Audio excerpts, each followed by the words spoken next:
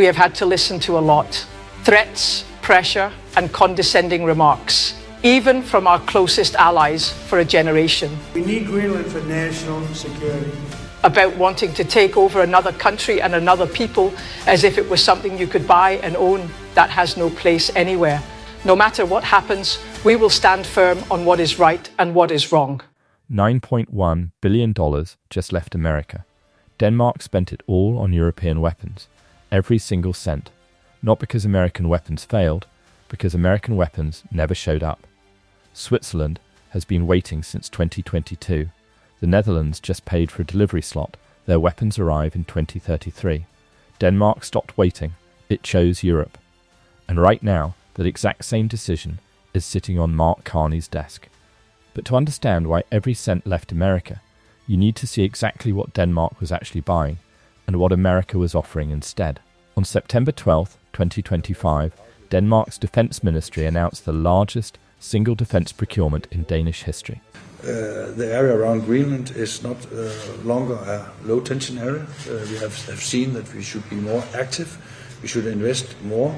8 ground-based air defense systems, long and medium range combined, worth 58 billion crowns. Every contract went to a European supplier. France, Italy, Germany, Norway. 0 American content. But this wasn't one decision. It was 2. Denmark urgently procured medium-range systems back in June, moving fast enough that it couldn't wait for a full package.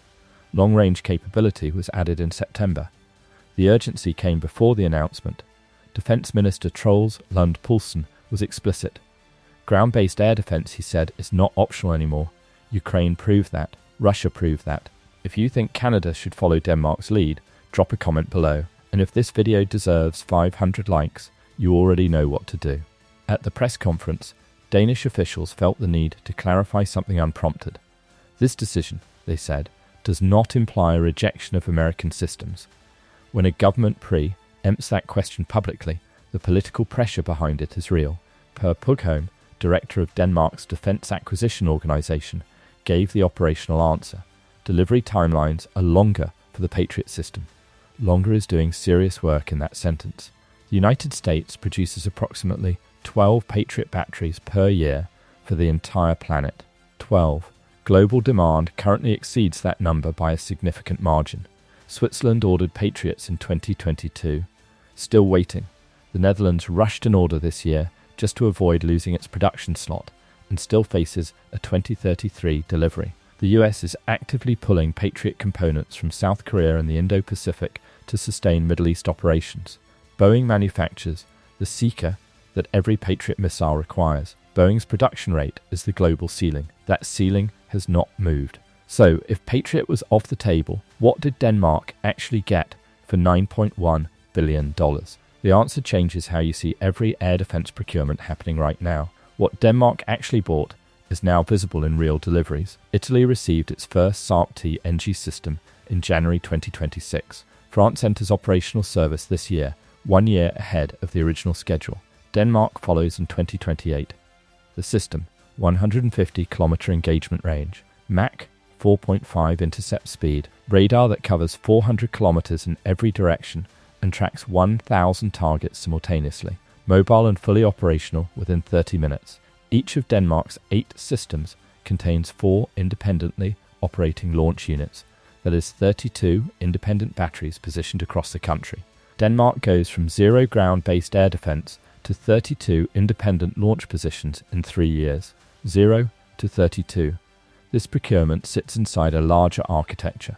The European Sky Shield initiative now connects 19 nations jointly building, operating, and maintaining air defense infrastructure. Denmark is the 8th member. The cost math is stark. 1 Patriot battery costs approximately $1 billion. Bulgaria is acquiring 7 ESSI batteries for a combined $1.4 billion total.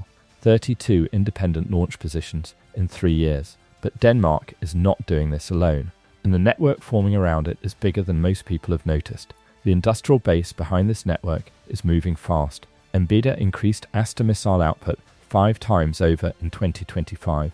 Production doubles again in 2026. European manufacturers are meeting European demand on European timelines.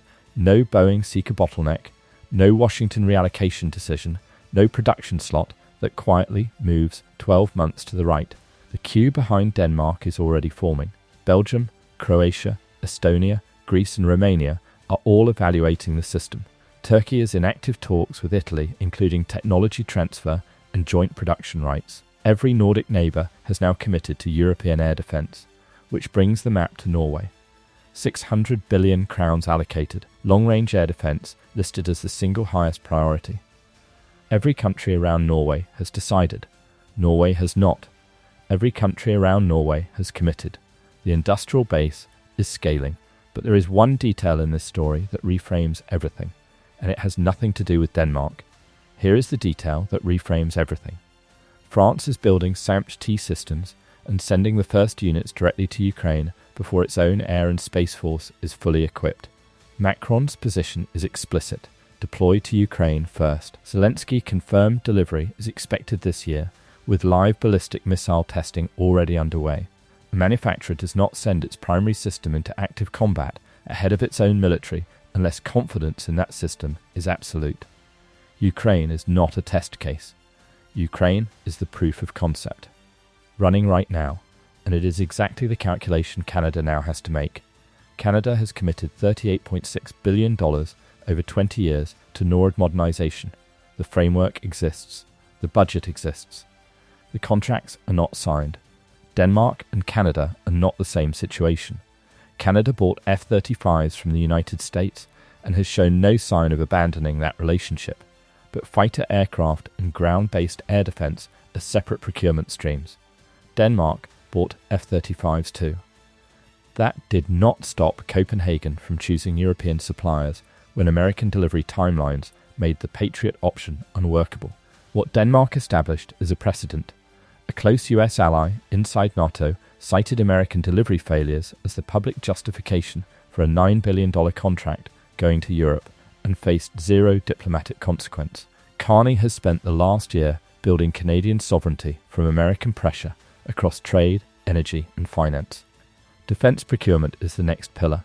The question is whether Ottawa follows the same logic Denmark did or keeps paying for production slots that keep moving further away. Italy's system is already operational.